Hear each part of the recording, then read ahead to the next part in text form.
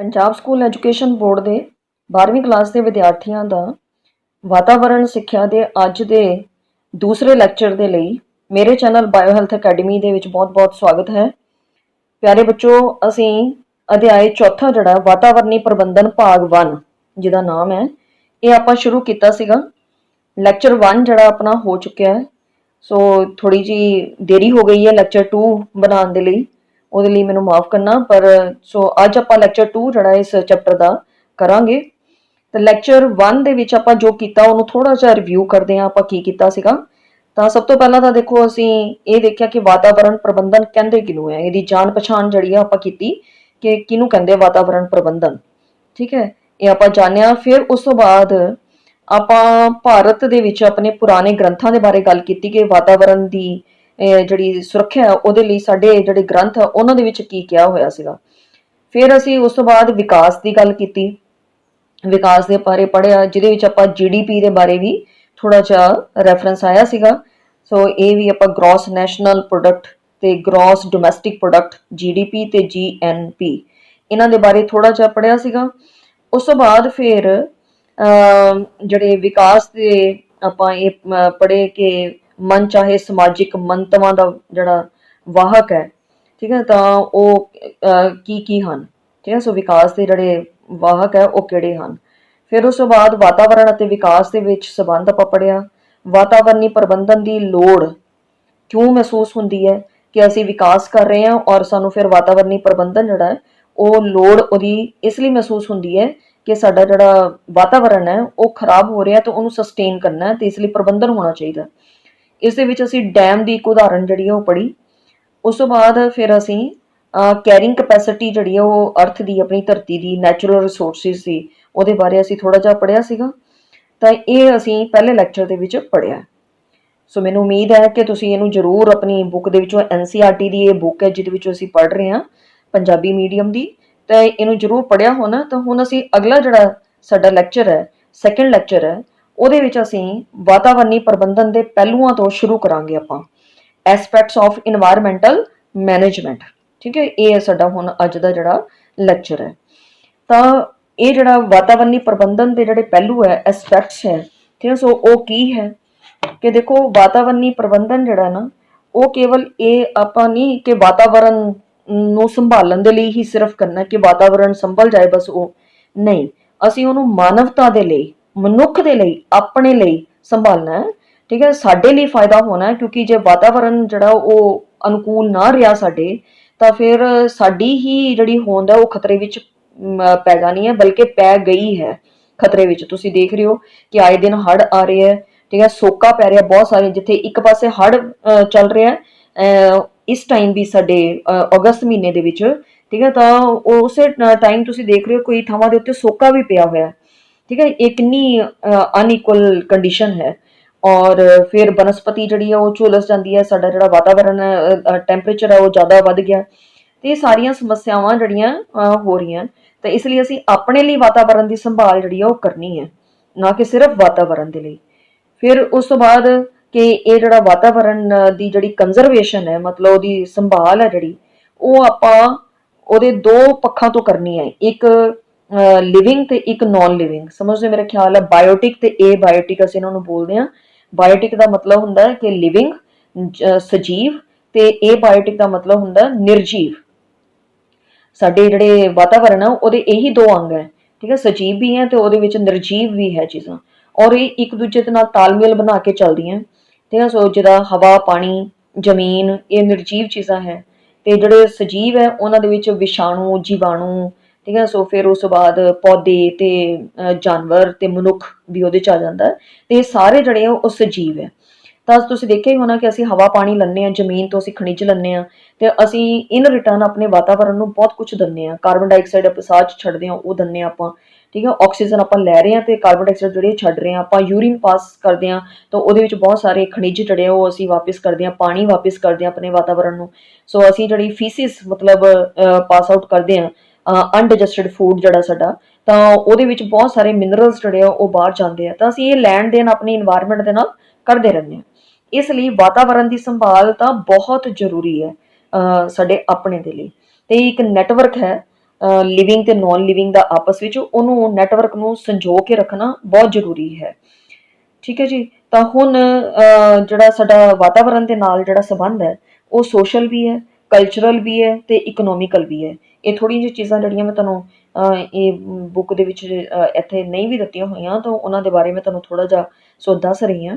ਠੀਕ ਹੈ। ਸੋ social, cultural ਤੇ ਇਕਨੋਮਿਕਲ ਇਨਵਾਇਰਮੈਂਟ ਜਿਹੜਾ, ਠੀਕ ਹੈ, ਸੋ ਉਹ ਹਿਊਮਨ ਬੀਇੰਗਸ ਦਾ ਜਿਹੜਾ ਉਹ ਬਾਇਓਫਿਜ਼ੀਕਲ ਇਨਵਾਇਰਮੈਂਟ, ਬਾਇਓਫਿਜ਼ੀਕਲ ਦਾ ਮਤਲਬ ਜਿਹੜਾ ਨੌਨ ਲਿਵਿੰਗ ਇਨਵਾਇਰਮੈਂਟ ਹੈ ਉਹਦੇ ਨਾਲ ਲੈਣ ਦੇਣ ਕਰਦਾ ਹੈ, ਇੱਕ ਇੰਟਰਕਨੈਕਸ਼ਨ ਜਿਹੜਾ ਉਹ ਬਣਾ ਕੇ ਰੱਖਦਾ ਹੈ। ਠੀਕ ਹੈ ਜੀ।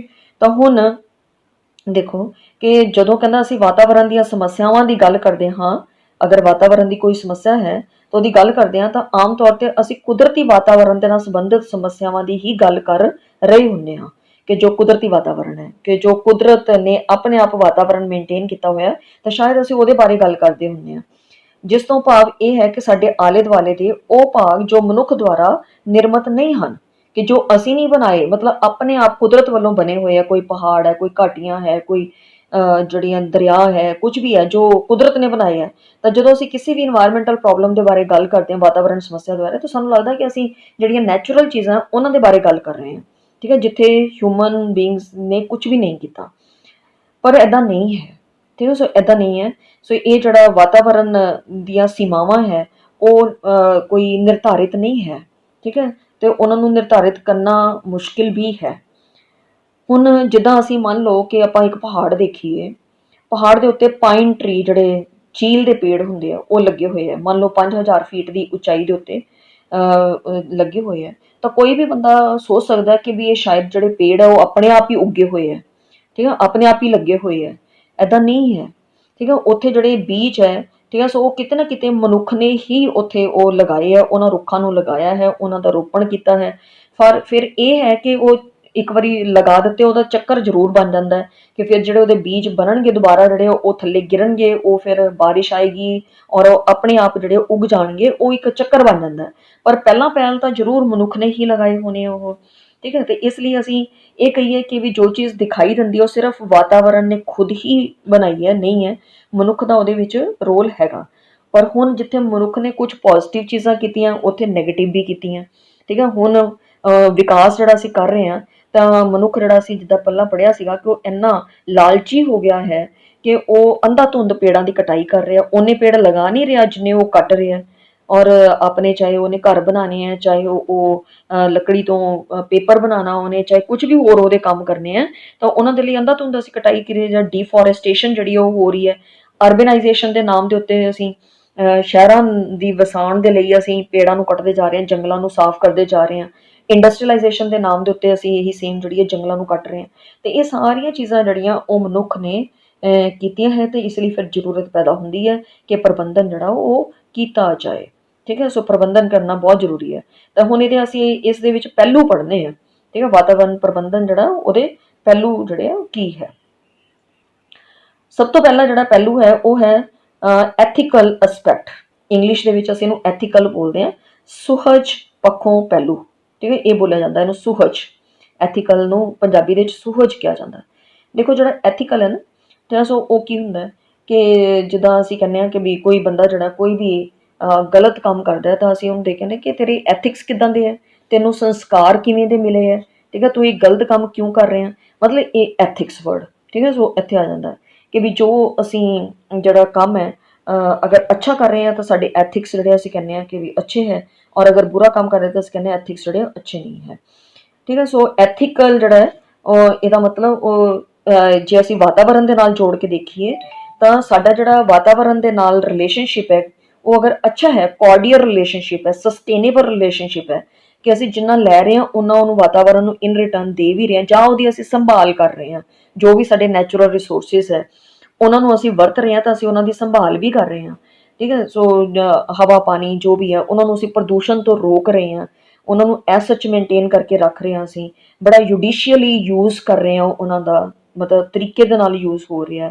ਪੇੜ ਅਗਰ ਕੱਟਦੇ ਹਾਂ ਤਾਂ ਨਵੇਂ ਪੇੜ ਲਗਾ ਵੀ ਰਹੇ ਹਾਂ। ਤੇ ਇਹ ਕੋਆਰਡੀਅਲ ਰਿਲੇਸ਼ਨਸ਼ਿਪ ਹੈ, ਇੱਕ ਅੱਛਾ ਰਿਲੇਸ਼ਨਸ਼ਿਪ ਹੈ। ਠੀਕ ਹੈ। ਤਾਂ ਇਹਨੂੰ ਅਸੀਂ ਕਹਿੰਦੇ ਫਿਰ ਐਥੀਕਲ ਰਿਲੇਸ਼ਨਸ਼ਿਪ ਹੈ। ਠੀਕ ਹੈ।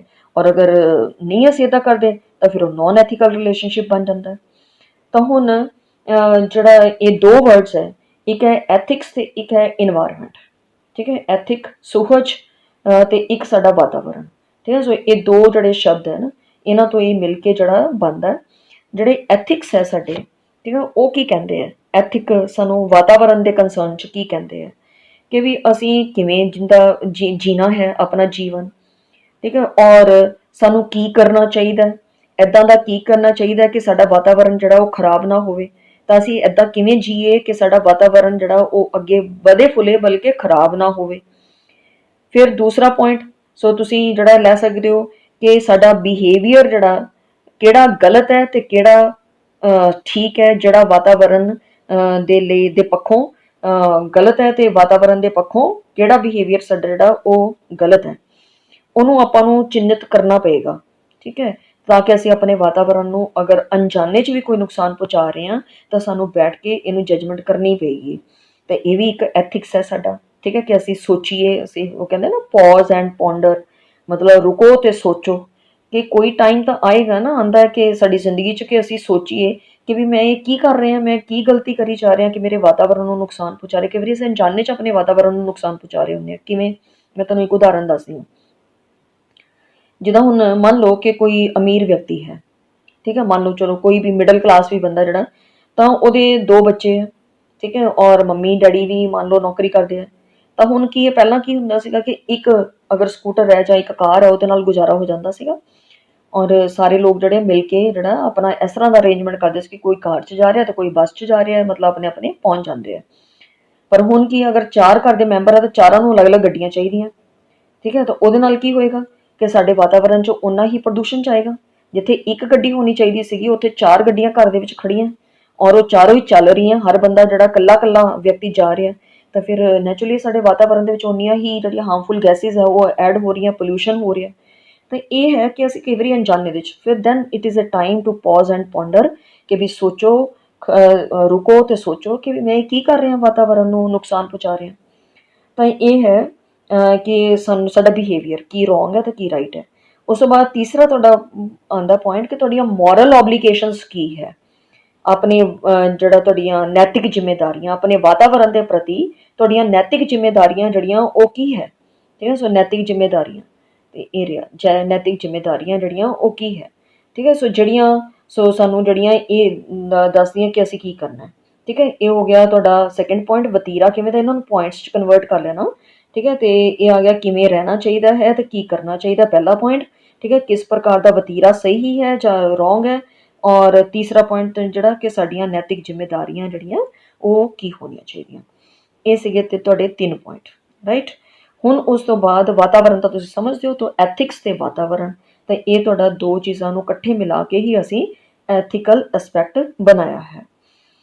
ਹੁਣ ਜੀ ਸੂਰਜ ਪੱਖੋਂ ਬਹੁਤ ਸਾਰੇ ਫੈਸਲੇ ਹਨ ਜੋ ਕੋਈ ਵਿਅਕਤੀ ਵਾਤਾਵਰਨ ਦੇ ਪ੍ਰਬੰਧਨ ਦੇ ਸਮੇਂ ਲੈਂਦਾ ਹੈ। ਠੀਕ ਹੈ, ਕਿ ਜਦੋਂ ਅਸੀਂ ਸੋਚ ਲਿਆ ਕਿ ਅਸੀਂ ਵਾਤਾਵਰਣੀ ਪ੍ਰਬੰਧਨ ਜਿਹੜਾ ਕਰਨਾ ਹੈ ਤਾਂ ਉਸ ਟਾਈਮ ਅਸੀਂ ਕੁਝ ਫੈਸਲੇ ਜਿਹੜੇ ਉਹ ਕਰਦੇ ਹਾਂ। ਤਾਂ ਉਹ ਫੈਸਲੇ ਜਿਹੜੇ ਉਹ ਕੀ ਹੈ? ਪਹਿਲਾ ਹੈ ਕਿ ਕੀ ਸਾਨੂੰ ਮਨੁੱਖੀ ਵਰਤੋਂ ਦੇ ਲਈ ਜੰਗਲ ਜਿਹੜੇ ਆ ਉਹ ਸਾਫ਼ ਕਰਨੇ ਚਾਹੀਦੇ ਆ ਜਾਂ ਕੱਟਣੇ ਚਾਹੀਦੇ ਆ। ਠੀਕ ਹੈ, ਸੋ ਇਹ ਵਾਤਾਵਰਣੀ ਪ੍ਰਬੰਧਨ ਕਰਨ ਵੇਲੇ ਸਾਨੂੰ ਇਹ ਬਣਾਉਣਾ ਪਏਗਾ ਪੁਆਇੰਟ ਕਿ ਇਹ ਚੀਜ਼ ਨੁਕਸਾਨ ਪਹੁੰਚਾ ਰਹੀ ਹੈ ਤੇ ਕੀ ਸਾਨੂੰ ਇੱਦਾਂ ਕਰਨਾ ਚਾਹੀਦਾ ਕਿ ਨਹੀਂ ਕਰਨਾ ਚਾਹੀਦਾ। ਦੂਸਰਾ ਪੁਆਇੰਟ, ਜਿੱਦਾਂ ਮੈਂ ਤੁਹਾਨੂੰ ਹੁਣੇ ਦੱਸਿਆ ਸੀਗਾ ਕਿ ਪੈਟਰੋਲ ਦੇ ਨਾਲ ਚੱਲਣ ਵਾਲੇ ਜਿਹੜੇ ਵਾਹਨ ਹੈ, ਠੀਕ ਹੈ, ਸੋ ਉਹ ਬਣਾਉਣੇ ਚਾਹੀਦੇ। ਅੱਗੇ ਫੈਕਟਰੀਆਂ ਹੋਰ ਲੱਗਦੀਆਂ ਚਲੀਆਂ ਚਾਹੀਦੀਆਂ ਜਾਂ ਸਾਨੂੰ ਕੋਈ ਹੋਰ ਆਲਟਰਨੇਟ ਸੋਚਣਾ ਚਾਹੀਦਾ ਕਿ ਅਸੀਂ ਇਹ ਜਿਹੜੇ ਪੈਟਰੋਲ ਹੈ, ਡੀਜ਼ਲ ਹੈ, ਇਹਨਾਂ ਨੂੰ ਅਸੀਂ ਨਾ ਵਰਤੀਏ। ਦੇਖੋ, ਇੱਕ ਪਾਸੇ ਸਾਡਾ ਜਿਹੜਾ ਨਾ ਨਿਵਿਆਉਣਯੋਗ ਰਿਸੋਰਸ ਹੈ ਜਿਹੜਾ ਪੈਟਰੋਲ ਤੇ ਡੀਜ਼ਲ ਵਾਲਾ ਜਿਹੜਾ, ਠੀਕ ਹੈ, ਉਹ ਖਤਮ ਹੋ ਰਿਹਾ ਔਰ ਇੱਕ ਤਾਂ ਇਹ ਨੁਕਸਾਨ ਹੋ ਰਿਹਾ, ਔਰ ਦੂਜੇ ਪਾਸੇ ਪੋਲਿਊਸ਼ਨ ਹੋ ਰਿਹਾ ਵਾਤਾਵਰਨ ਦੇ ਵਿੱਚ, ਕਿਉਂਕਿ ਪੈਟਰੋਲ ਐਂਡ ਡੀਜ਼ਲ ਦੀਆਂ ਗੱਡੀਆਂ ਜਦੋਂ ਚੱਲਦੀਆਂ ਤਾਂ ਬਹੁਤ ਜ਼ਿਆਦਾ ਪੋਲਿਊਸ਼ਨ ਹੁੰਦਾ। ਠੀਕ ਹੈ, ਸੋ ਇਸ ਲਈ ਸਾਨੂੰ ਇਹ ਸੋਚਣਾ ਪਏਗਾ ਕਿ ਇਹਨਾਂ ਨੂੰ ਹੁਣ ਬਣਾਉਂਦੇ ਰਹਿਣਾ ਜਾਂ ਸਾਨੂੰ ਹੋਰ ਕੋਈ ਜਿਹੜੀ ਹੈ ਉਹ ਚੀਜ਼ ਜਿਹੜੀ ਢੂੰਡਣੀ ਪਏਗੀ। ਜਿੱਦਾਂ ਹੁਣ ਹਾਈਡਰੋਜਨ ਫਿਊਲ ਹੈ। ਠੀਕ ਹੈ, ਹਾਈਡਰੋਜਨ ਜਿਹੜਾ ਹੈ ਉਹ ਅਗਰ ਇੱਦਾਂ ਦੀਆਂ ਗੱਡੀਆਂ ਬਣ ਜਾਣ ਕਿ ਉਹਦੇ 'ਚ ਹਾਈਡਰੋਜਨ ਜਿਹੜਾ ਯੂਜ਼ ਹੋ ਜਾਏ ਤਾਂ ਫਿਰ ਉਹ ਪੋਲਿਊਸ਼ਨ ਨਹੀਂ ਕਰਦਾ। ਉਹਦੇ ਤੋਂ ਜੋ ਨਿਕਲੇਗਾ ਉਹ ਪਾਣੀ ਦੇ ਵਾਸ਼ਪ ਨਿਕਲਣਗੇ, ਪੋਲਿਊਸ਼ਨ ਨਹੀਂ ਕਰੇਗਾ। ਅਤੇ ਇੱਦਾਂ ਦੀਆਂ ਗੱਡੀਆਂ ਜਿਹੜੀਆਂ ਉਹ ਕੁਛ ਕੰਟਰੀਜ਼ ਨੇ ਬਣਾ ਲਈਆਂ ਅਤੇ ਆਉਣ ਵਾਲੇ ਸਮੇਂ ਦੇ ਵਿੱਚ ਇਹਦਾ ਇੱਕ ਵਿਕਲਪ ਜਿਹੜਾ ਉਹ ਬਣ ਕੇ ਨਿਕਲੇਗਾ। ਅਤੇ ਕੁਛ ਇੱਦਾਂ ਦੀਆਂ ਤਕਨੀਕਾਂ ਜਿਹੜੀਆਂ ਸਾਡੀਆਂ ਕਹਿੰਦਾ ਅਸੀਂ ਡਿਵੈਲਪ ਕਰ ਲੈਂਦੇ ਹਾਂ ਕਿ ਜਿਹੜੀਆਂ ਧੂੰਆਂ ਨਹੀਂ ਛੱਡਣ ਦਿੰਦੀਆਂ ਵਾਹਨਾਂ ਤੋਂ। ਤਾਂ ਫਿਰ ਜੇ ਧੂੰਆਂ ਨਹੀਂ ਹੋ ਰਿਹਾ ਪਰ ਸਾਡਾ ਨੈਚੁਰਲ ਰਿਸੋਰਸ ਤਾਂ ਖਤਮ ਹੋ ਰਿਹਾ ਨਾ, ਪੈਟਰੋਲ ਤੇ ਡੀਜ਼ਲ, ਤਾਂ ਸਾਨੂੰ ਸੋਚਣਾ ਪਏਗਾ ਕਿ ਕੀ ਅਸੀਂ ਇੱਦਾਂ ਦੇ ਵਾਹਨ ਜਿਹੜੇ ਉਹ ਬਣਾਉਂਦੇ ਹੀ ਰਹਿਣਾ, ਚਾਹੇ ਜਿੰਨੀ ਮਰਜ਼ੀ ਅੱਛੀ ਟੈਕਨੋਲੋਜੀ ਹੋਵੇ, ਧੂੰਆਂ ਨਾ ਨਿਕਲੇ ਬਾਹਰ, ਬਟ ਫਿਰ ਵੀ ਸਾਨੂੰ ਇਹ ਸੋਚਣਾ ਪਏਗਾ ਪ੍ਰਬੰਧਨ ਕਰਨ ਵੇਲੇ, ਜਿਹੜੇ ਪਾਲਿਸੀ ਮੇਕਰਸ ਹੈ ਉਹਨਾਂ ਨੂੰ ਇਹ ਸੋਚਣਾ ਪਏਗਾ ਕਿ ਵੀ ਇਹ ਵਾਹਨ ਜਿਹੜੇ ਬਣਾਉਂਦੇ ਰਹਿਣਾ ਕਿ ਨਹੀਂ। ਉਸ ਤੋਂ ਬਾਅਦ ਆਉਣ ਵਾਲੀ ਪੀੜ੍ਹੀਆਂ ਦੇ ਲਈ ਕੀ ਕੀ ਵਾਤਾਵਰਨੀ ਜ਼ਿੰਮੇਵਾਰੀਆਂ ਨਿਰਧਾਰਤ ਕਰਨੀਆਂ ਹਨ।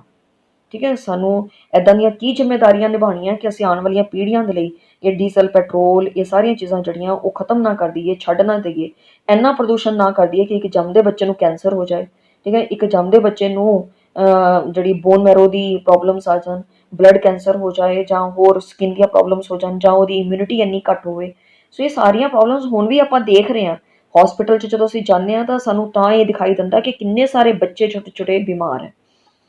ਤੇ ਇਹ ਸਾਰਾ ਕੁਝ ਸਾਨੂੰ ਮੈਨੇਜਮੈਂਟ ਕਰਨ ਵੇਲੇ, ਵਾਤਾਵਰਨੀ ਪ੍ਰਬੰਧਨ ਵੇਲੇ ਧਿਆਨ ਰੱਖਣਾ ਪਏਗਾ।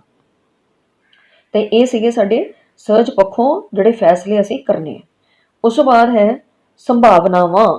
ਠੀਕ ਹੈ, ਸੁਹਜ ਪੱਖੋਂ ਸੰਭਾਵਨਾਵਾਂ, ਕੁਝ ਨਿਯਮ ਜੋ ਸਾਨੂੰ ਮੰਨਣੇ ਚਾਹੀਦੇ ਹੈ। ਠੀਕ ਹੈ, ਉਹ ਸੋ ਇਹ ਦੇਖਦੇ ਹੋਏ ਕਿ ਵਾਤਾਵਰਨੀ ਪ੍ਰਬੰਧਨ ਕਰ ਰਹੇ ਹਾਂ ਅਸੀਂ, ਤਾਂ ਕੁਝ ਨਿਯਮ ਬਣਾਏ ਜਾਣ ਤਾਂ ਉਹ ਮੰਨਣੇ ਚਾਹੀਦੇ ਆ। ਕੀ ਹੈ ਮੰਨਣਾ ਚਾਹੀਦਾ? ਧਰਤੀ ਮਾਂ ਦੀ ਇੱਜ਼ਤ ਕਰਨੀ। ਦੇਖੋ ਅਸੀਂ ਇੰਡੀਅਨਸ ਜਿਹੜੇ ਆ ਉਹਨੂੰ ਧਰਤੀ ਨੂੰ ਆਪਣੀ ਮਾਤਾ ਸਮਝਦੇ ਹਾਂ। ਠੀਕ ਹੈ, ਮਾਂ ਕੌਣ ਹੁੰਦੀ ਹੈ? ਜਿਹਨੂੰ ਅਸੀਂ ਬਹੁਤ ਇੱਜ਼ਤ ਦਿੰਦੇ ਹਾਂ, ਉਹਦਾ ਬਹੁਤ ਧਿਆਨ ਰੱਖਦੇ ਹਾਂ, ਉਹਨੂੰ ਕੋਈ ਨੁਕਸਾਨ ਨਹੀਂ ਪਹੁੰਚਣ ਦਿੰਦੇ। ਤਾਂ ਫਿਰ ਧਰਤੀ ਵੀ ਸਾਡੀ ਮਾਂ ਹੈ। ਅਗਰ ਅਸੀਂ ਇੱਦਾਂ ਸਮਝ ਲਈਏ ਤਾਂ ਅਸੀਂ ਉਹਨੂੰ ਕਦੀ ਨੁਕਸਾਨ ਨਹੀਂ ਪਹੁੰਚਾਵਾਂਗੇ। ਤਾਂ ਧਰਤੀ ਦਾ ਮਤਲਬ ਸਿਰਫ ਜ਼ਮੀਨ ਨਹੀਂ ਹੈ, ਧਰਤੀ ਦਾ ਮਤਲਬ ਹੈ ਉਹਦੇ ਉੱਤੇ ਹਰ ਤਰ੍ਹਾਂ ਦੇ ਪੌਦੇ, ਹਰ ਤਰ੍ਹਾਂ ਦੇ ਜੀਵ ਜੰਤੂ। ਠੀਕ ਹੈ, ਹਰ ਤਰ੍ਹਾਂ ਦਾ ਕੋਈ ਵੀ ਜਿਹੜੀ ਚੀਜ਼ ਹੈ, ਨਿਰਜੀਵ ਜਿਹੜੀ ਚੀਜ਼ ਹੈ, ਪਾਣੀ, ਹਵਾ। ਠੀਕ ਹੈ, ਤਾਂ ਉਹ ਸਾਰੀਆਂ ਚੀਜ਼ਾਂ ਇਹ ਚਾਹੁੰਦੀਆਂ, ਤਾਂ ਉਹਨੂੰ ਵੀ ਸਾਨੂੰ ਇੱਜ਼ਤ ਜਿਹੜੀ ਉਹ ਦੇਣੀ ਪਏਗੀ। ਇੱਜ਼ਤ ਦਾ ਮਤਲਬ ਸੰਭਾਲ ਕਰਨੀ ਪਏਗੀ। ਨੰਬਰ 2 ਹੈ ਜੈਵਿਕ ਵਿਭਿੰਨਤਾ ਦੀ ਸਾਂਭ ਸੰਭਾਲ। ਉਹ ਮੈਂ ਤੁਹਾਨੂੰ ਹੁਣੇ ਕਹਿ ਹੀ ਦਿੱਤਾ, ਜੈਵਿਕ ਵਿਭਿੰਨਤਾ ਕੀ ਹੁੰਦੀ ਹੈ, ਤੁਸੀਂ ਪੜ੍ਹਿਆ ਹੋਇਆ ਕਿ ਵੀ ਜਿਹੜੀਆਂ ਸਾਡੀਆਂ ਜਿੰਨੀਆਂ ਵੀ ਪ੍ਰਜਾਤੀਆਂ ਹੈ ਪੌਦਿਆਂ ਦੀਆਂ, ਜਾਨਵਰਾਂ ਦੀਆਂ, ਤਾਂ ਉਹ ਅਗਰ ਜਿੰਦਾ ਹੈ ਇਸ ਧਰਤੀ ਦੇ ਉੱਤੇ ਤਾਂ ਹੀ ਅਸੀਂ ਜਿੰਦਾ। ਜੈਵਿਕ ਵਿਭਿੰਨਤਾ ਉਹਨੂੰ ਬੋਲਿਆ ਜਾਂਦਾ ਹੈ। 1.7 ਮਿਲੀਅਨ ਸਪੀਸ਼ੀਜ਼ ਹੈ, 1.7 ਮਿਲੀਅਨ। ਠੀਕ ਹੈ, 17 ਲੱਖ ਸਪੀਸ਼ੀਜ਼ ਹੈ, ਪ੍ਰਜਾਤੀਆਂ ਹੈ ਇਸ ਪਲੈਨਟ ਦੇ ਉੱਤੇ। ਔਰ ਉਹਨਾਂ ਦੀ ਸਾਂਭ ਸੰਭਾਲ ਕਰਨਾ, ਜਿਹੜੀਆਂ ਮਤਲਬ ਇਸ ਟਾਈਮ ਡਾਕੂਮੈਂਟਡ ਹੈ ਕਿ ਇਹ ਹੈ। ਵੈਸੇ ਕਿਹਾ ਜਾਂਦਾ ਹੈ ਕਿ ਇਸ ਤੋਂ ਜਿਹੜੀ ਐਸਟੀਮੇਸ਼ਨ ਹੈ ਉਹ 50 ਤੋਂ 100 ਮਿਲੀਅਨ ਸਪੀਸ਼ੀਜ਼ ਦੀ ਹੈ ਕਿ ਸੀਗੀਆਂ ਇਸ 'ਤੇ, ਪਰ ਬਹੁਤ ਸਾਰੀਆਂ ਸਪੀਸ਼ੀਜ਼ ਜਿਹੜੀਆਂ ਉਹ ਲੁਪਤ ਹੋ ਗਈਆਂ। ਅਸੀਂ ਉਹਨਾਂ ਨੂੰ ਢੂੰਢ ਹੀ ਨਹੀਂ ਪਾਏ ਕਿ ਉਹ ਪਹਿਲਾਂ ਹੀ ਲੁਪਤ ਹੋ ਗਈਆਂ ਸਾਡੀਆਂ ਹਿਊਮਨ ਬੀਇੰਗਸ ਦੀਆਂ ਐਕਟੀਵਿਟੀਜ਼, ਗਲਤ ਐਕਟੀਵਿਟੀਜ਼ ਦੇ ਕਾਰਨ। ਤਾਂ ਜੈਵਿਕ ਵਿਭਿੰਨਤਾ ਸਾਡੀ ਆਪਣੀ ਹੋਣ ਦੇ ਲਈ ਬਹੁਤ ਜ਼ਰੂਰੀ ਹੈ। ਇਹ ਨਿਯਮ ਬਣਾ ਲਓ ਕਿ ਵੀ ਅਸੀਂ ਇਹਨੂੰ ਮੰਨਣਾ ਹੈ। ਵਾਤਾਵਰਣ ਦੇ ਵਿੱਚ ਸੰਬੰਧਿਤ ਸਾਰੇ ਖਾਸ ਦਿਨ ਮਨਾਓ। ਠੀਕ ਹੈ, ਆਪਾਂ ਵਾਤਾਵਰਣ ਦਿਵਸ ਮਨਾਉਂਦੇ ਹਾਂ, ਹੋਰ ਅਸੀਂ ਕਈ, ਤਾਂ ਉਹ ਇਸ ਲਈ ਮਨਾਉਂਦੇ ਹਾਂ ਤਾਂ ਕਿ ਅਸੀਂ ਜਾਗਰੂਕ ਕਰ ਸਕੀਏ ਆਪਣੇ ਸਮਾਜ ਨੂੰ। ਮਨੁੱਖੀ ਜਨਸੰਖਿਆ ਨੂੰ ਕਾਬੂ ਹੇਠ ਰੱਖੋ। ਠੀਕ ਹੈ, ਇਹ ਬਹੁਤ ਵੱਡਾ ਵਿਸ਼ਾ ਹੈ। ਕੁਦਰਤੀ ਸਰੋਤਾਂ ਦੀ ਸੋਚ ਸਮਝ ਕੇ ਵਰਤੋਂ ਕਰੋ।